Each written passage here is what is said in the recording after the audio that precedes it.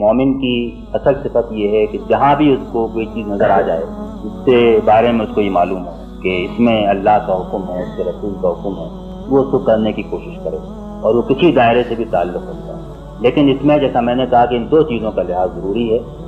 کہ چھوٹی چیز بڑی چیز کو قربان کر کے نہ کرے،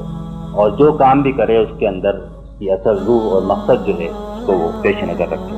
اب یہ سوال پیدا ہوتا ہے کہ جو ساری اللہ تعالیٰ کے ساتھ تعلق کی کیفیات اور صفات ہیں ان کے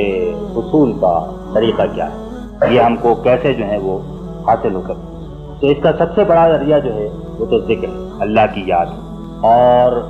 یہ ذکر ایسی چیز ہے جس کی قرآن نے، جیسا میں نے پہلے بھی عرض کیا ہے، کہ بہت کثرت کے ساتھ تاکید، اور یہ کہا گیا ہے کہ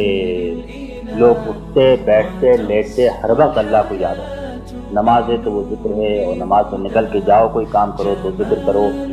اور جہاں بھی ہو وہ ذکر ہی ذکر کی تعلیم ہے۔ اسی ذکر کے اندر قرآن مجید کی تلاوت بھی شامل ہے، اور اللہ سے ملاقات کو یاد رکھنا بھی شامل ہے۔ تو یہ ساری چیزیں اسی ذکر کے اندر، اور جو ذرائع ہیں ان میں سے جو دعائیں تعلیم دی گئی ہیں وہ پھر ایک ذکر کا حصہ ہیں۔ ان دعاؤں کو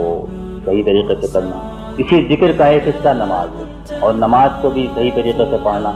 اور اس سے پورا فائدہ حاصل کرنا۔ تو وہ سارے ذرائع تو ہم کو حاصل ہیں، ان ذرائع کو ہم صحیح طور سے استعمال نہیں کرتے، اس لیے یہ تعلق جو اللہ تعالیٰ کے ساتھ ہے مضبوط نہیں ہوتا۔ وآخر دعوانا الحمدللہ۔